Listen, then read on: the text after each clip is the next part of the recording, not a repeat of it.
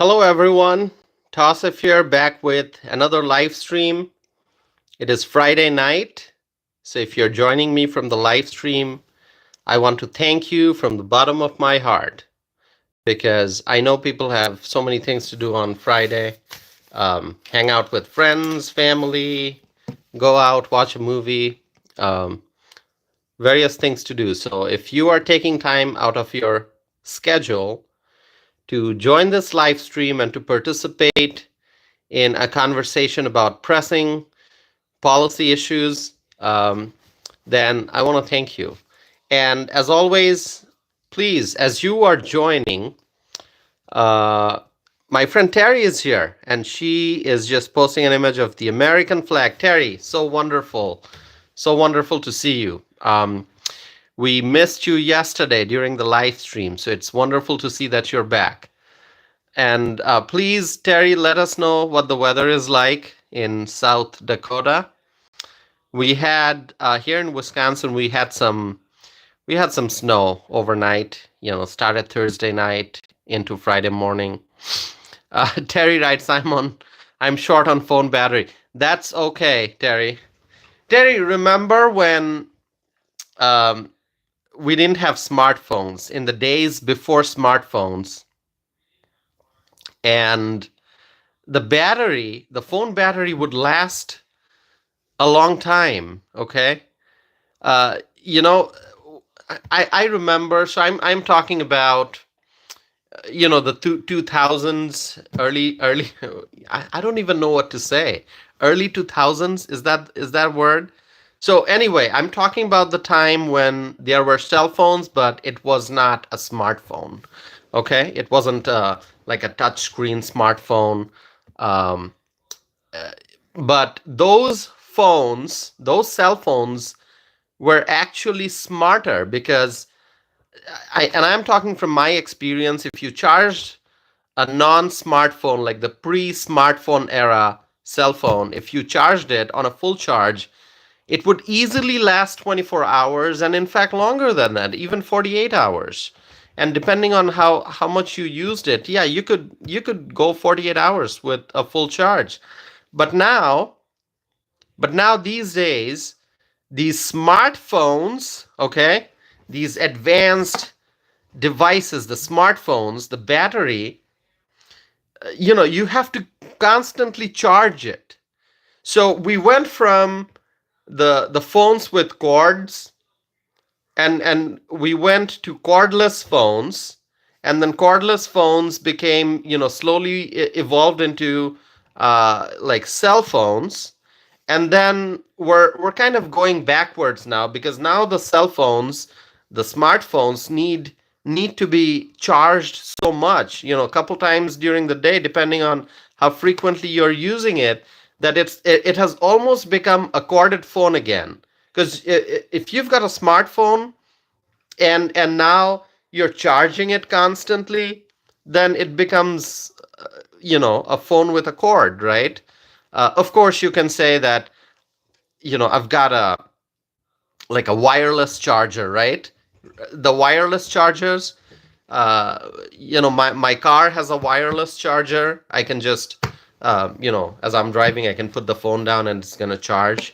And then obviously, as new phones come out, those wireless chargers also have to evolve, because now you've got latest technology. Now it's a slow charger. Now you can have a wireless charger which is slow. Now you have to go buy the more advanced version of the wireless charger, which is going to be a fast charging.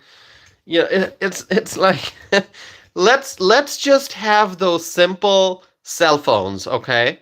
Let's have the simple cell phones, the flip phones, the phones with the keypad, like the physical keypad, not the touch screen keypad. Um, those days were better. I think so. Anyway, now we can do a whole lot with our phones, because the phones are not just for making phone calls and text messages. You browse the internet. People can talk to uh, like virtual assistants on the phones and so on and so forth. Okay, anyway, I just spent 5 minutes talking about phones, okay? I'm supposed to be talking about Wisconsin's 8th Congressional District. Terry writes, cards attached, LOL, first world problem. I know, Terry.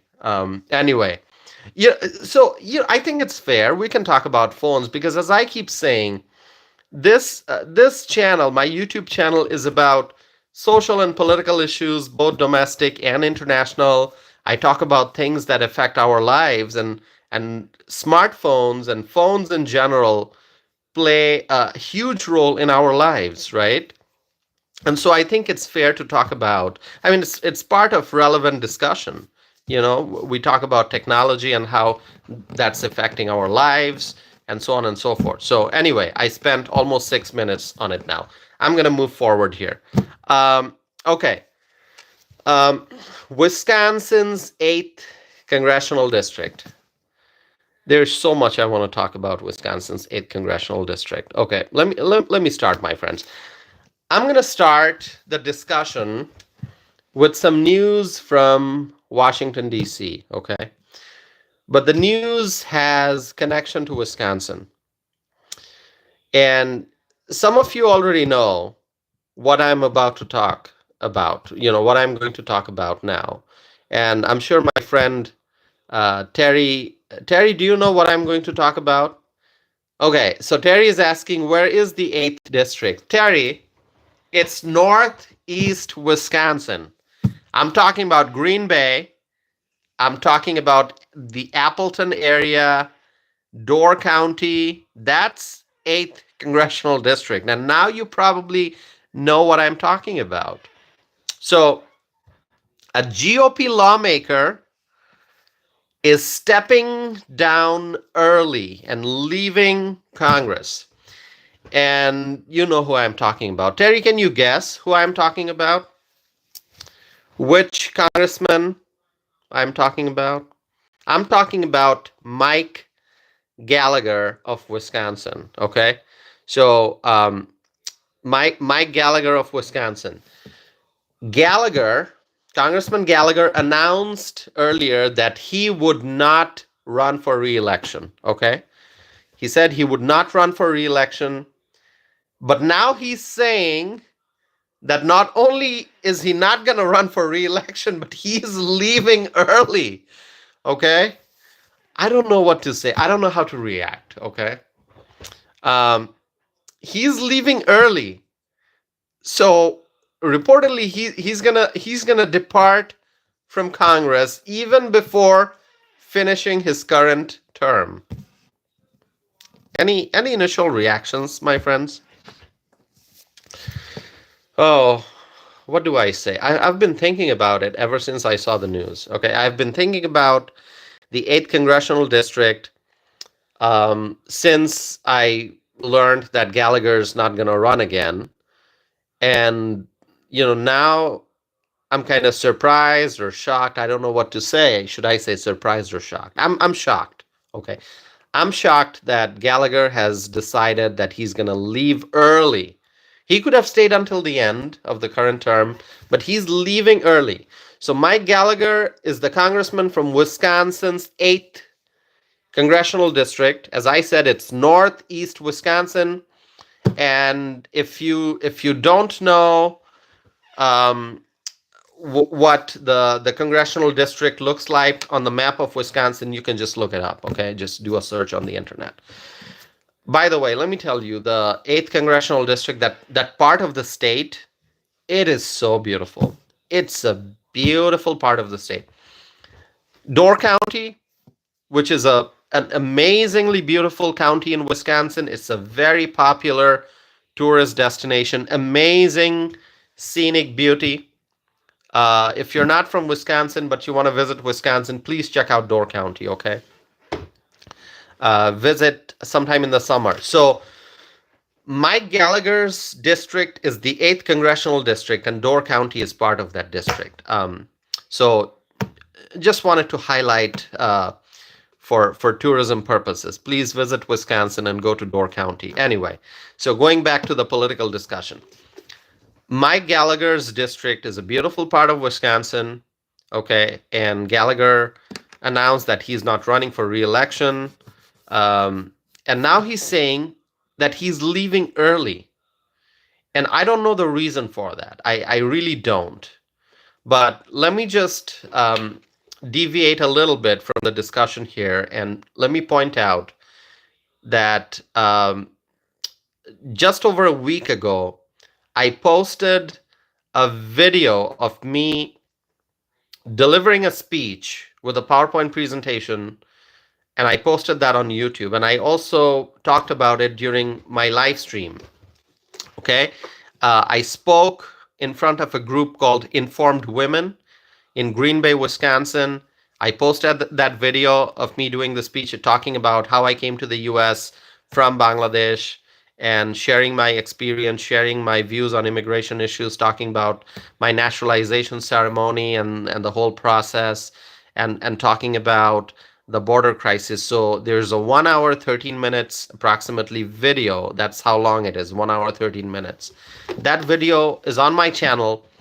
And I highlighted that during the live stream, and I talked about it, and I asked people to go watch that video. You'll see me up on a stage at a podium, speaking to an excellent audience and answering questions. So if you have not seen that video yet, please go check it out. The reason I mentioned that video is because that event took place in Green Bay, Wisconsin. And Green Bay is in Wisconsin's 8th Congressional District. So that's Mike Gallagher's district.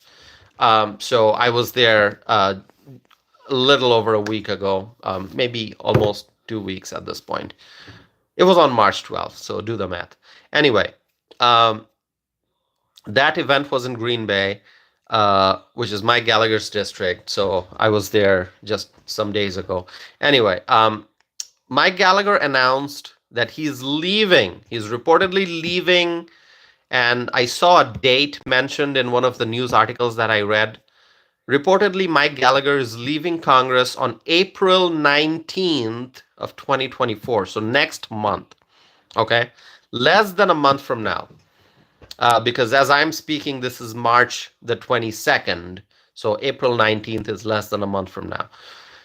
Well, honestly, I thought that he will complete his term and then leave, but now he's leaving early, and I have no idea why Mike Gallagher made that decision. It's a personal decision, I guess.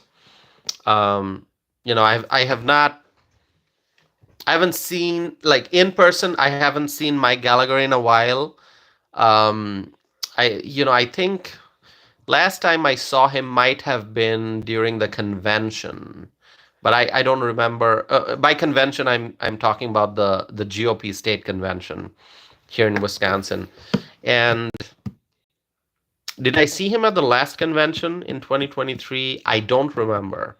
So anyway, I think the last time I saw Mike Gallagher was at the state convention.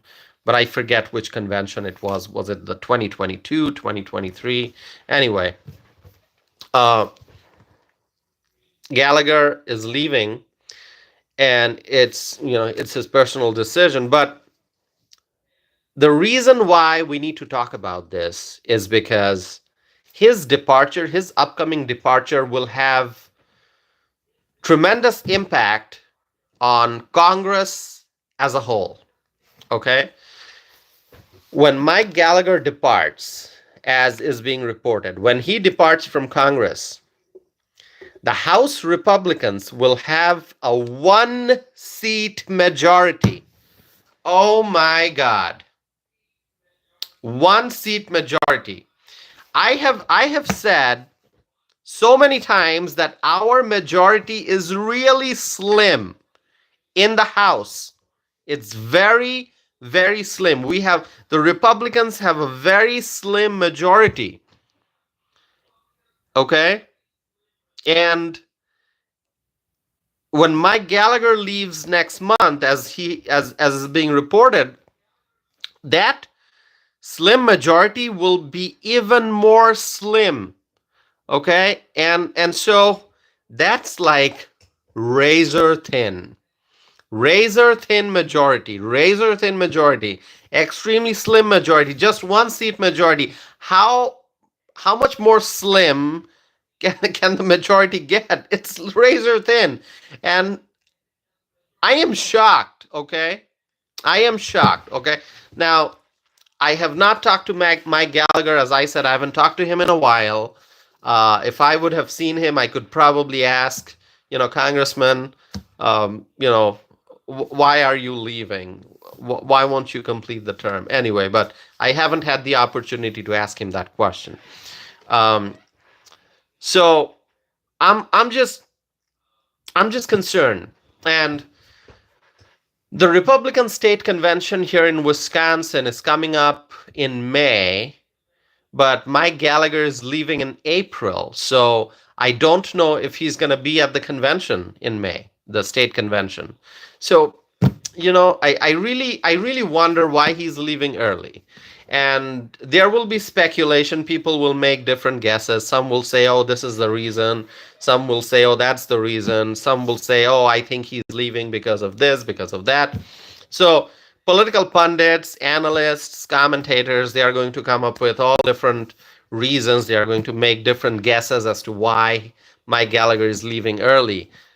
I'm just going to tell you, I have no idea. I have no idea why he's leaving early. And what I'm concerned about is once he departs in April, as is being reported, the House Republicans will have a one-seat majority.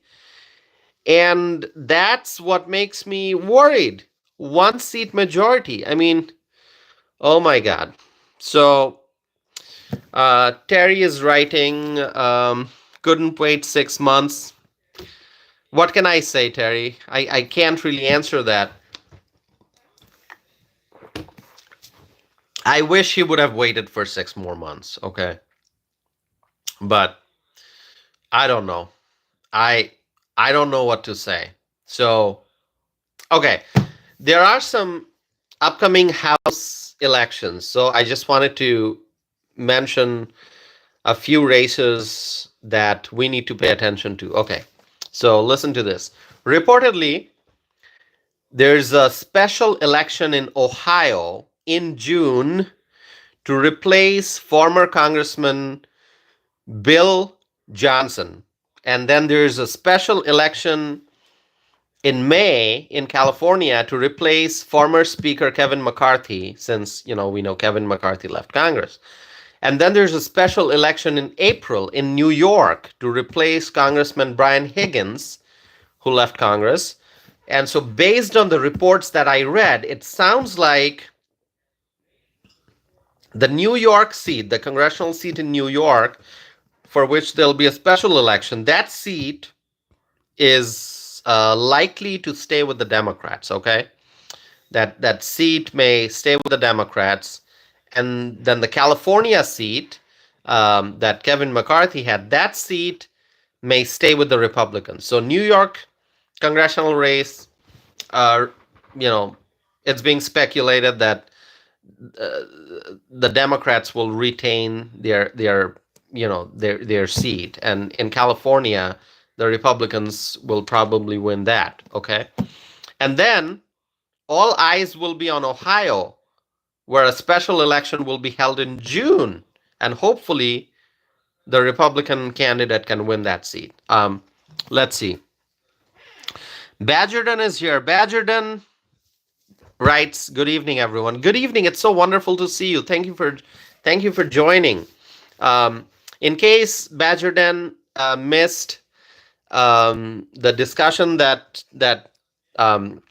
we're having here, Badgerton, we're talking about Wisconsin's 8th Congressional District, which is in northeast Wisconsin. And I am talking about the fact that Congressman Mike Gallagher from the 8th Congressional District in Wisconsin, he had announced that he is not going to run for re-election. And so people were assuming that he's going to complete the term and that'll be it. But now we're hearing, as is being reported, that he's leaving early. So Congressman Gallagher may not complete the term, and he's going to leave next month. and what that means for overall House majority that we have, the Republicans have. And so that means that after Gallagher departs, as is being reported, Republican House majority may be a one seat majority. I I don't know what to say. Um, it's just it makes me worried. Okay, if you want to know what I really think, it makes me worried. A one seat majority. I mean, okay, I don't know what to say. You can share your thoughts with me, my friends. So, all right, let's get to the next discussion now. Um, as a Republican in Wisconsin, I am very active in politics. I'm a strong conservative, a Republican in Wisconsin. And I can tell you, as a Republican in Wisconsin, I live in the second congressional district. Okay, I live in southern Wisconsin, south central Wisconsin. But I pay attention to politics statewide, obviously. And as a Republican in Wisconsin, I can tell you that there's a lot of speculation about Wisconsin's 8th congressional district and who may be the next congressperson for that seat. Who's going to win that seat? Okay? So now we're looking forward to who's going to be the new congressperson. There are a few candidates who are running for that seat. There are two prominent Wisconsin political figures who are already running for the soon-to-be vacant seat in the 8th Congressional District. Now, Terry, you may know the names. Former State Senator Roger Roth, he announced his candidacy. So he's running for Congress. Former State Senator from Wisconsin, Roger Roth. He's running for the 8th Congressional District. And also a current state senator, Andre Jack, has also announced that he is running. Okay? So both are very prominent political figures in Wisconsin politics, especially at the state level.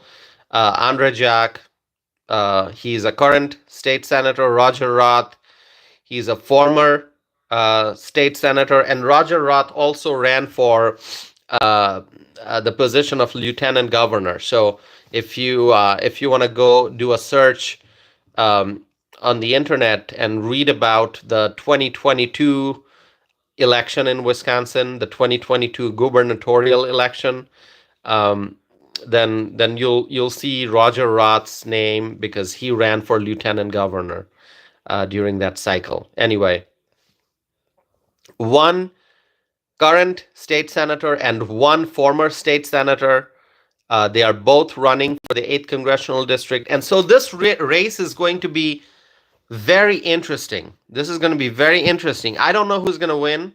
Is it going to be Roger Roth? Is it going to be Andre Jack? I don't know. This is going to be a great contest. At the end of the day, the voters get to decide. The voters decide who is it going to be. So we'll have to wait and find out.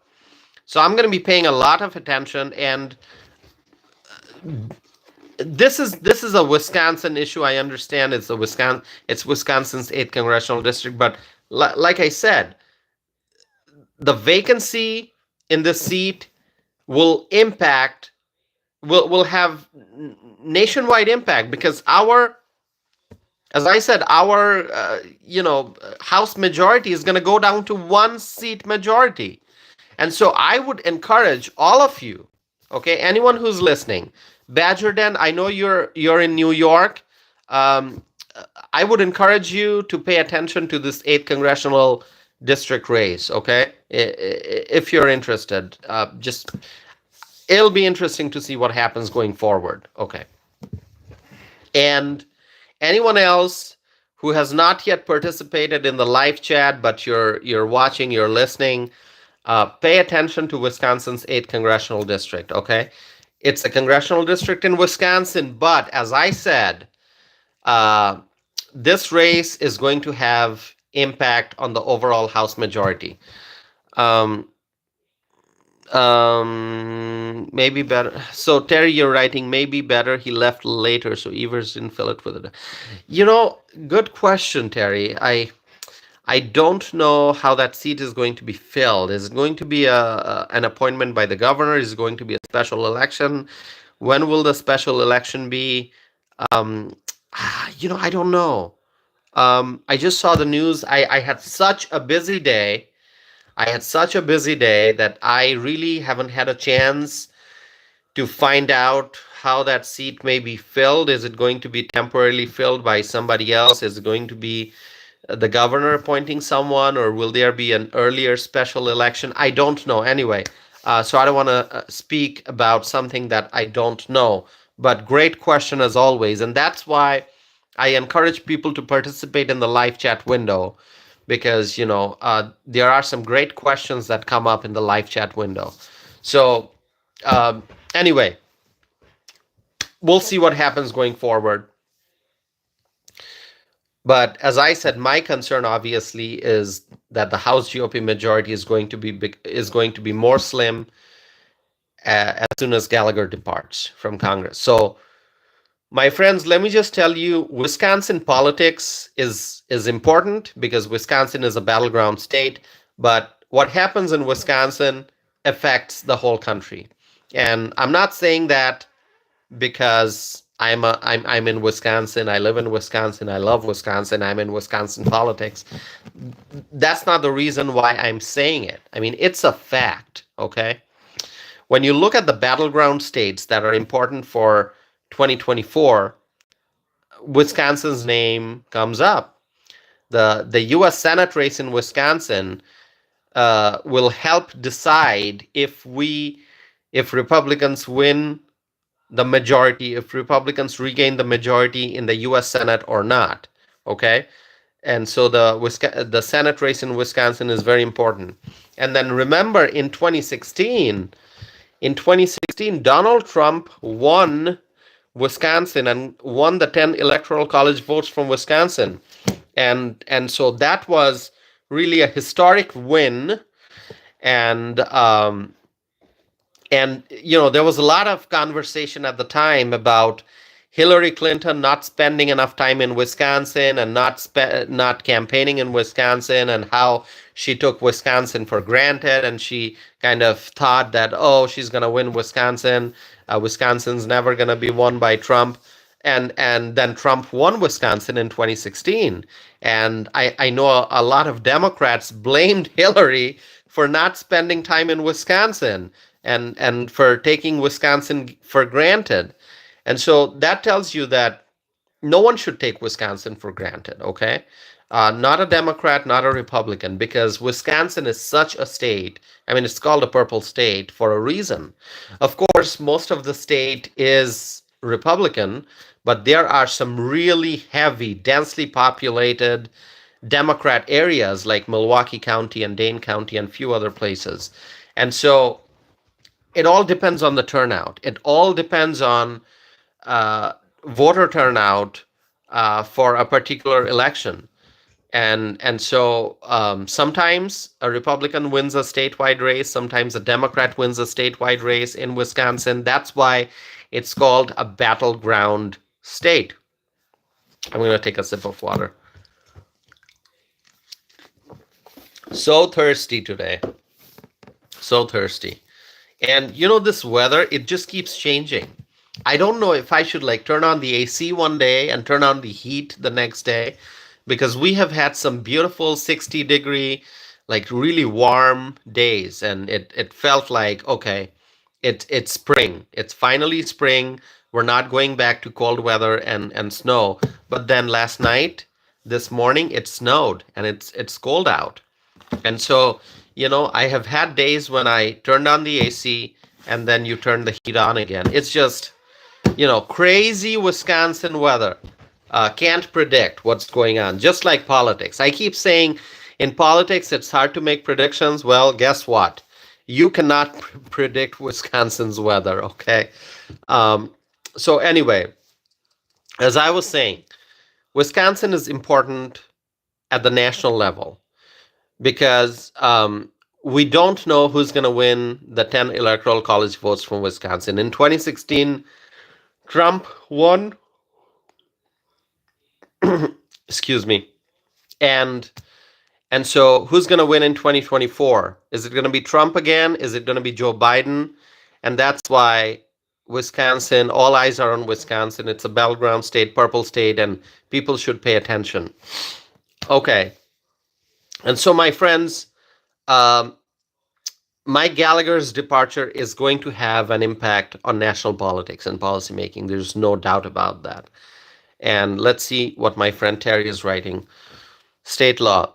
Vacancies after the second Tuesday in April are filled in the general election. Okay, got it. Thank you for sharing that, Terry. I didn't look it up, so thank you for sharing that. See, I love the participation in the live chat window because this is where we get to share information. I get to share information. I get to learn a lot of things. I see great questions that makes me do more research. It prompts me to look for answers. So thank you, Terry. I did for you, LOL. Terry writes, thank you, Terry. I appreciate it. So what's going to happen? I don't know. Is it going to be Andre Jacques, um, as the next congressman? Is it going to be Roger Roth? Will there be somebody else who jumps in? Will there be Democrats running in the race? I really don't know. Lots of questions, not enough answers. But I just wanted to share that with you. And I think the state convention this time is going to be very interesting. The state convention is in May, and I know a lot of people are looking forward to it. I'm looking forward to it.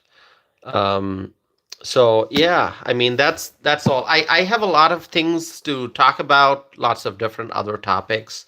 Um, but really, maybe I'll do that tomorrow. Terry writes, both are strong candidates. Absolutely, Terry. Very, very true. I mean, Roger Roth, um, very powerful figure in Wisconsin politics, and Andre Jacques, also very powerful figure in Wisconsin politics. And so, who's it going to be? I don't know. It's up to the voters to decide, obviously. Who will the voters choose? Mm, we have to wait and see.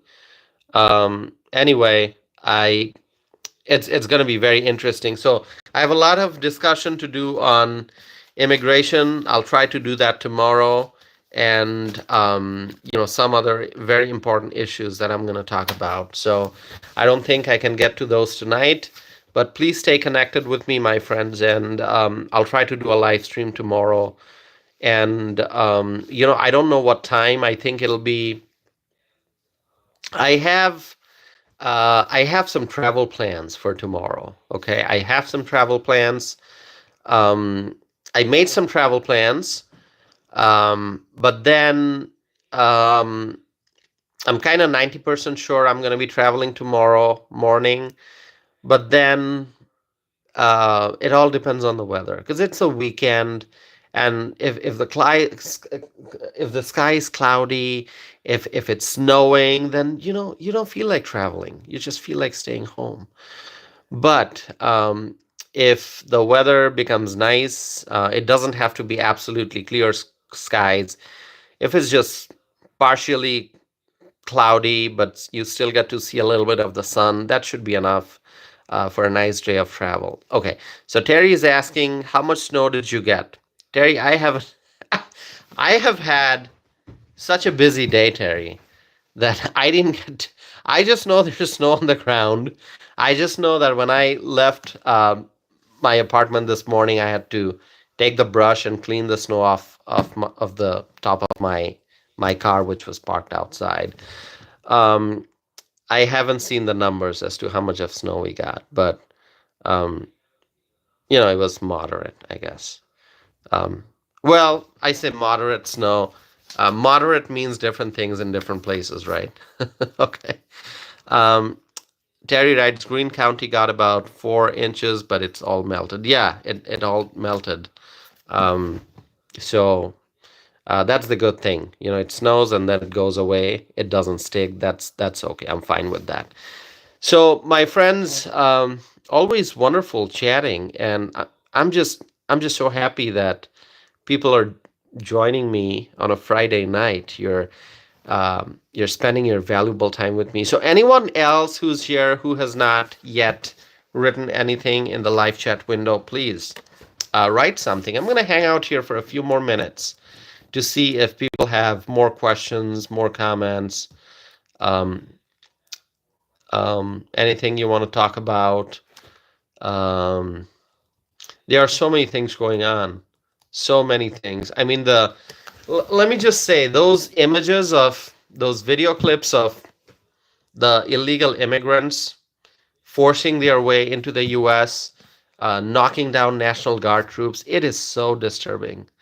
I talked about it yesterday, and it's been in the news, and it's very, very disturbing. Laura Floyd writes, it was 80 degrees in Texas. Laura, we all want to be in Texas.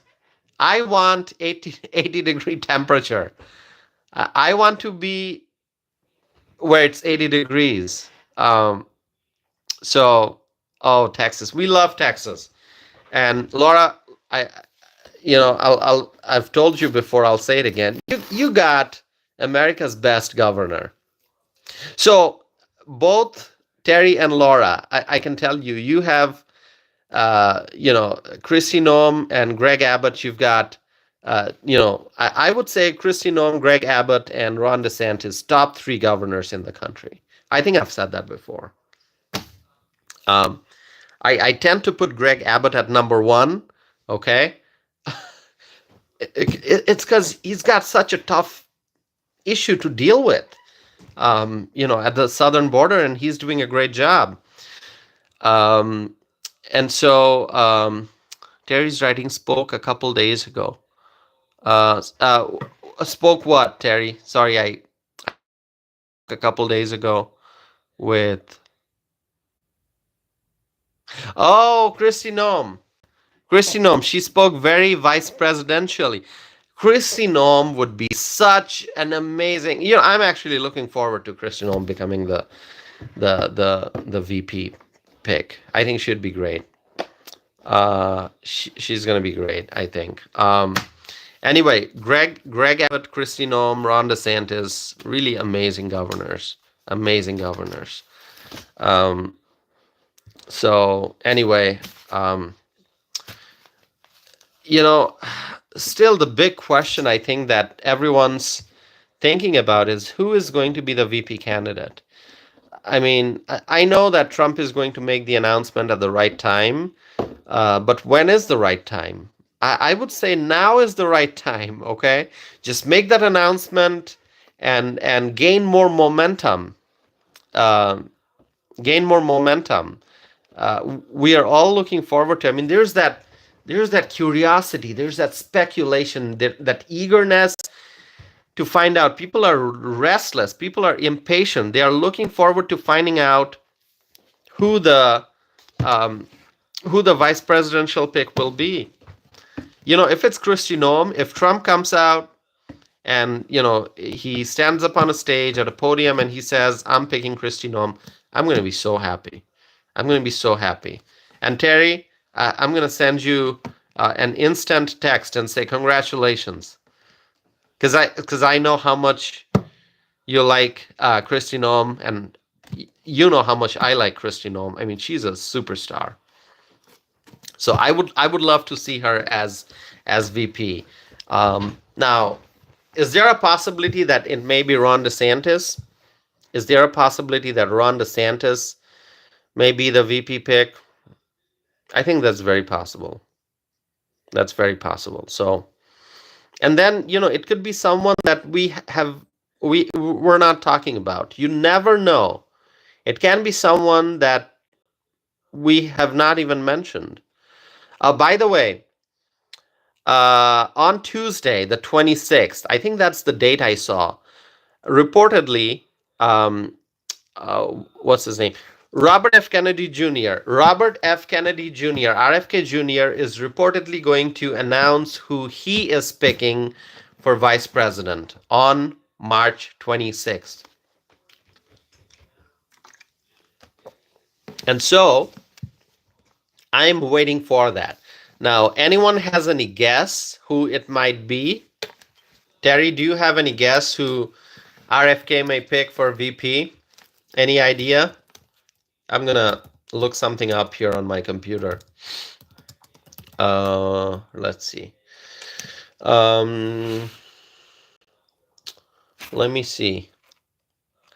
So 6 names being floated as potential RFK. So I'm just looking at some news articles to see what reporters are saying about who he might pick.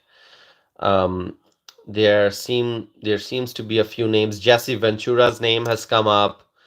Tulsi Gabbard, Aaron Rodgers, Rand Paul, Andrew Young. Okay. So really no idea. Terry writes no guess. Yeah, absolutely right, Terry. I don't think there's a way to guess who he may pick. So we have to wait and find out. But anyway, let me just share something really important from my life, okay?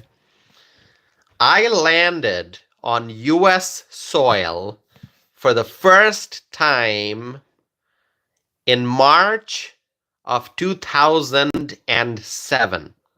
Okay? March of 2007, I landed on US soil for the first time in my life. And this is March of 2024. So this month marks the anniversary of my arrival on US soil. So 2007 is when I came to the US for the first time in the month of March, and this is March of 2024. Time flies. I was a much younger man back then, and now I think I was much younger then, but now I'm much wiser, okay? At least that's what I like to think. Do you think I'm wiser now than I was in 2007? Or do you think I was wiser back in 2007 and not so much anymore? Any guess? I don't know. So Terry writes, media reporting a third-party candidate spells trouble for Biden. Yeah, I think so. I think so. So Laura Floyd is applauding. Thank you, Laura. Thank you so much. So yeah, a third-party candidate, I think if there's a strong third-party candidate like RFK Jr., I think that's going to be a disadvantage for Biden. I think that's what's going to happen. Okay, I think the Trump voters are going to stay with Trump, but some of the Biden voters, some of the really moderate Biden voters, are going to say, "Well, we voted for Biden, but now he completely ruined the economy, so we can't vote for Biden. We can't vote for Trump. Let's vote RFK." That's what's going to happen. That's what I think is going to happen. Some folks, some moderate moderate Democrats, right? Did I say Democrats? Yeah, moderate Democrats, because the folks who voted for Biden, so moderate Democrats, and I know there are some moderate Democrats. You know, when I talk to people, I have talked to people who lean to the left, but they are not far left. They are not extreme left. They just lean a little bit to the left. So if you ask them, they would like vote for Democrat candidates, and many of them voted for Biden, but now they regret voting for Biden.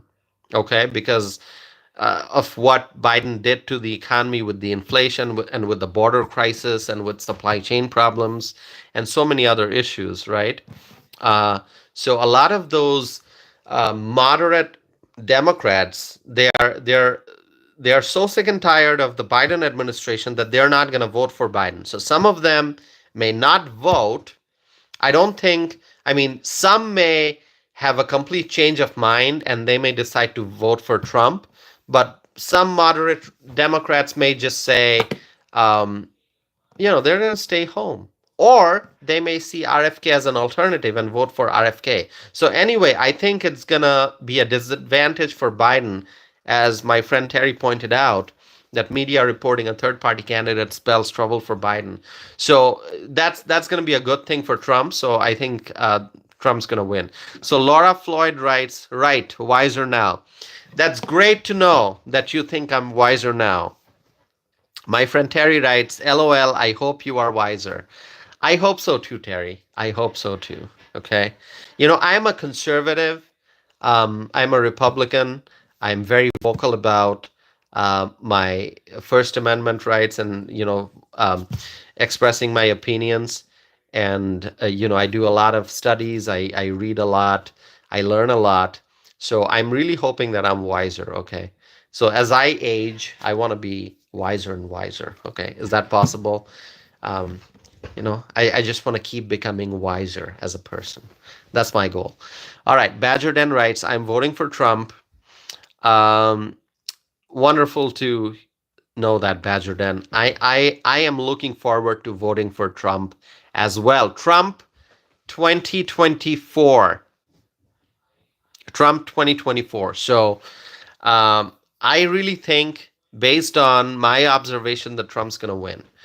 Everything that I am paying attention to, my observation, my analysis, it just tells me that Trump's going to win.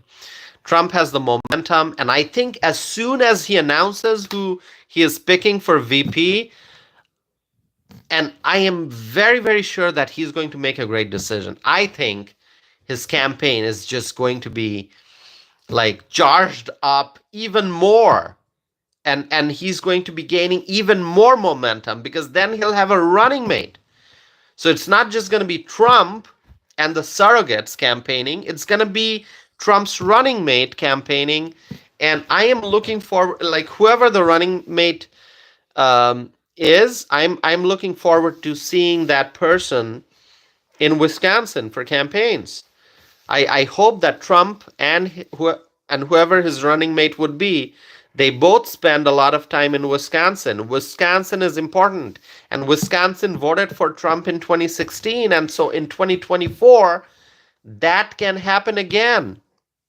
And Trump needs to understand that. Trump needs to spend time in Wisconsin, do events with the grassroots Republicans, go to not just like the big areas, not just like, Milwaukee, Green Bay. I mean, go to rural Wisconsin, do campaign events in rural Wisconsin, talk to the grassroots people, the hardworking Wisconsinites, talk to the agricultural community, the farmers, and talk to those who work in manufacturing, talk to people who are working in the healthcare sector, but in rural Wisconsin, the rural healthcare. Talk to senior citizens, okay? Talk to senior citizens, because the senior citizens are suffering in the Biden economy because of inflation. And so, I am really hoping that Trump's gonna spend time with freedom-loving, hardworking Americans, young Americans, people who are like 18, 19, 20, 21, like the young adults. And I hope he's going to spend time with those who are in the working age group, and also those who are retired. And so, people, grassroots, freedom-loving Americans already love Trump. And all he has to do is come to Wisconsin and tell people that he's there for them, that he's going to fight for them. And so I think that message, that presence, will help him a lot in the general election. So let's see the chat window here. Badgerden writes, toss if and hum for VP. Badgerden, thank you so much. Thank you for that vote of confidence. Your words mean a lot to me. Thank you. I appreciate that. All right. I don't know what to say in response. Okay. I really don't know what to say in response. I'm Badgerden. I am honored that you wrote what you wrote. You wrote Tausif Anam for VP. Uh, thank you so much. I appreciate that very, very much. Um, so let's see who he picks for VP. Okay. Anyway. All right. Terry is writing about Iowa. Yeah, Terry, that news about the plant closing in Iowa, it's having a tremendous impact. People all over the country, they are paying attention to that news, and I think that's going to be a very important issue. People are going to be talking about it, uh, you know, during this cycle, and immigration will continue to remain a hot topic because there's no sign of the Joe Biden administration doing anything to secure the border. I mean, they opened up this border. They kept the border open. They kept the border open. And now we see that American workers are being displaced. Okay? American workers are losing jobs. Um, and Democrats are advocating for work permits for the illegal immigrants. That is wrong. That is just wrong. That is unjust. American workers should get the priority. This is America, and we are the Americans. And now we can see that American jobs are being taken away from the Americans, and the illegal immigrants are being prioritized. Okay? I mean, I've talked about this before. The Democrats, they are advocating for work permits for the illegal immigrants. And so Terry writes, El Paso, Texas immigrants breached border again against Texas National Guard. That scene is so disturbing. And Terry, I talked about it during the live stream yesterday. It is so disturbing how those illegal immigrants, they were rushing and completely disregarding our rule of law. And so this is the main problem that we see with Joe Biden in office. With the Biden administration in charge, our country's rule of law, the rule of law is the foundation of our country, and that foundation is being eroded. That foundation is being destroyed. Rule of law is being disregarded and destroyed. That's what's happening with Joe Biden in office, and the Biden administration in charge. And that's why I keep saying that we need to elect Donald Trump in 2024. We need to elect Donald Trump. At the end of the day, I'm going to be summing up any and all discussion as we have a hour-long discussion. In conclusion, I'm just going to say this, that we need to elect Donald Trump in 2024. We need to regain the majority in the U.S. Senate, and we need to increase the size of the majority in the House. And by majority, I mean GOP majority. And that's why today's discussion was so important, because as soon as Mike Gallagher departs, as is being reported that he's going to depart next month, as soon as he departs next month, we're going to be down to a 1-seat majority. And that's what bothers me. That's very concerning. So I don't know, my friends, what to say. It's let me look at the chat window.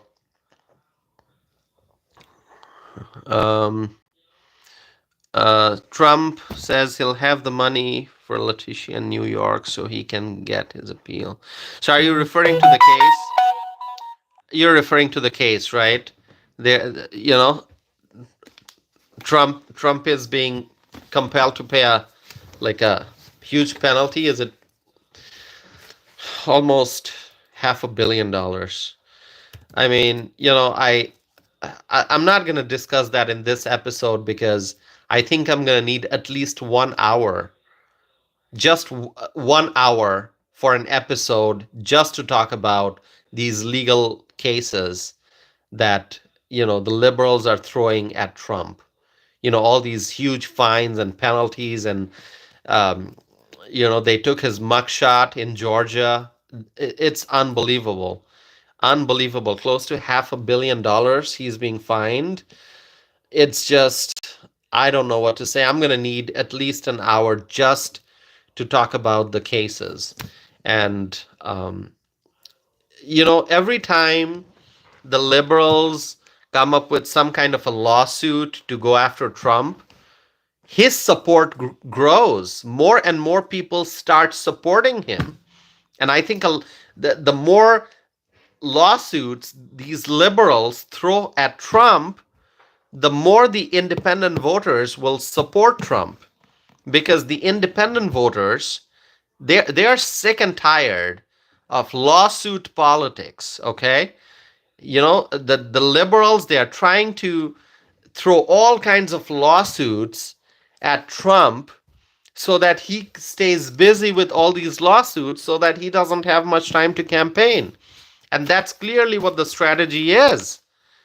That's clearly what the liberals are trying to do. They're trying to keep Trump busy fighting all these lawsuits so that he doesn't have time to campaign. But let me tell you, that strategy by the liberals, it's not working, because every time there's the news of a new lawsuit or a case or whatever that the liberals are throwing at Trump, the independent voters, I mean the Republicans are energized even more. They support Trump even more when they see how the liberals are abusing their power. And the independent voters, they become completely sick and tired of this liberal strategy, of this lawsuit politics. And so Trump is gaining support from the independents. That's my observation. Okay, I haven't gone out, I haven't done a poll, I haven't done an official survey, but I'm just telling you what I think is happening. The more lawsuits the liberals throw at Trump, the more and more people will support Trump in 2024. Okay, that's what's going to happen. Uh, Terry writes, so much happening in the country, it seems unreal. Absolutely correct, Terry. Absolutely correct. Um, during my live streams, I discuss a few topics, sometimes just one topic in detail, sometimes two or three, sometimes four. But there are probably 10 or 15 different topics that I can talk about every day. Okay. Of course, if I do that, my live streams are going to be much longer. I'm probably going to need 2 hours or more. But there's a lot to talk about because there's so much happening in the country. You're absolutely correct. You're absolutely correct. And Terry, you're also writing, I've been keeping close eye on all his court cases. Yeah, I mean, just to keep track of what's happening with Donald Trump's court cases every day, the new developments, the rulings and the appeals, and what the judge is saying, what Trump's lawyers are saying, what the prosecutor is saying. I mean, there's just so much going on. It's hard to keep track. Okay? So, Terry, I am happy that you're keeping a close eye on all the court cases. Um, yeah, it's like Terry writes, cousin and I worry about our grandkids. I think freedom loving Americans are worried about the future generations. The freedom loving Americans are worried about the future generations. You see, the national debt keeps increasing, and our economy is not doing well, and the value of money is falling, inflation is increasing. All of these things make people worried, and the labor market is so unpredictable. What's going to happen in the future is just so hard to predict. Yeah, Terry is talking about the 2020 summer in Seattle and Oregon. Terry, I remember, I mean, so much of destruction happened. in Seattle. Oh, remember that that police station was on fire. I mean, it's just was it 2020? Yeah, I think it was 2020. Yeah, it was so disturbing, right? I mean, so what do we need? We need a stable economy. We need safe communities. We need peace in the country. We need a strong military. We need strong law enforcement agencies. We need the rule of law. We need an efficient and fair judicial system. These are the things we need. Um, but there's so much happening in the country that make people worried.